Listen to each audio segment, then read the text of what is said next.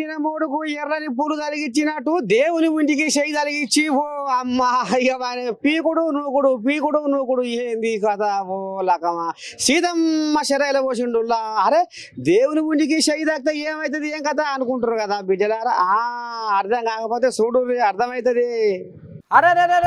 ఈ దండం పెడితే మనం ఇన్నాళ్ళ దాకా యశమని దొంగలు చూసినాముల్లా ఈ దొంగలు పాడుపడకారా ఇంత జ్ఞానవానుల్లా గుళ్ళె పని చేసుకుంటా ఆడంగా ఈడంగా భక్తులు కానుకలు కట్నాలు వేసిపోయినా ఉండిలా ఓ అమ్మ ఇవ్వలేని చూసి అందులో పని చేసేటోడే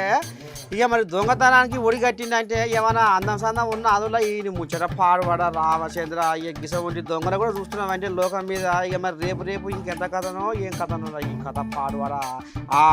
కామారెడ్డి జిల్లా బిక్కనూరు మండలంలో రామేశ్వరపల్లె గ్రామ శివార్ల మాసుపల్లి పోచమ్మ అనే గుడి ఉందాడనుల్లా ఆ గుళ్ళే పని చూస్తాడే ఈ సురేష్ గారు ఇక కనపడుతుండా ఉండిలో చెయ్యి పెట్టి ఎట్లా ఇడిగిల పడుతుండో ఈ మొదవారి ఇక మరి ఈ మొదవారట ఎవరిని చూసి నీ దండం పెట్టి రాత్రి 10 గంటలకు ఆ ఉండిలో చెయ్యి పెట్టి దాని మీదంగా అంతా ఖరాబు చేసి చెయ్యి పెట్టి అందులో పైకం బంగారం చెడ్డ పడ్డ వెండి మొత్తం తీసుకుపోదామని ఎత్తుగాడేస్తే ఇక భగవంతుడు గంపంత కన్ను పెట్టుకొని ఊకుంటాడులా కనిపెట్టి ఆ చెయ్యి వెళ్ళకుండా అచ్చనే అనగబెట్టిండట దేవుడు మహిమతోటి.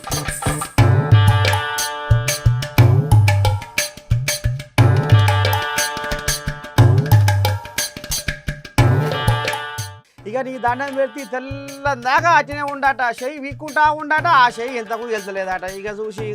చూసి లాభం లేదు ఓ అన్న ఎవరు లేరు ఊ అన్న ఎవరు లేరు ఇక తెల్లారగట్ల భక్తులు వచ్చి చూసే వరకల్లా అరే ఏంది చిత్రము చెయ్యి కళ్ళ పెట్టి మనిషి ఏంది గిట్ట చేసినావు అంటే ఏం చేయ అంటే ఇక అనుకోరు ఇక వాళ్ళు ఎమ్మటే భక్తులు ఊరోళ్ళకి ఫోన్ చేస్తే ఆ పోలీసులు చల్లకుండా పోలీసులు వచ్చి ఇక మనోని ఈడంగా ఆడంగా గ్యాస్ కట్టర్ పెట్టి ఉడవీకి ఇక చిన్నగా మెల్లగా చెయ్యి ఉడవీకి ఇక గా రకంగా తీసుకుపోయి ఈ మూతవాన్ని పోలీస్ స్టేషన్ వేసి రావడం వల్ల ఇక చూసిరా ఆ కథ ఎంత ముందు ఉందో లోకం మీద ఈ చంద్రం పాడుపడ కిషోమని దొంగల ఆనంద ఈ దొంగలు పాడుపడ కానీ ఏదేమైనా ఓ జనాలు ఆ గంపంతా కన్ను పెట్టుకొని భగవంతుడు చూస్తాడు మన తప్పులో ఎత్తి చూపుతాడని మాత్రం మర్చిపోవద్దు దునియాలా.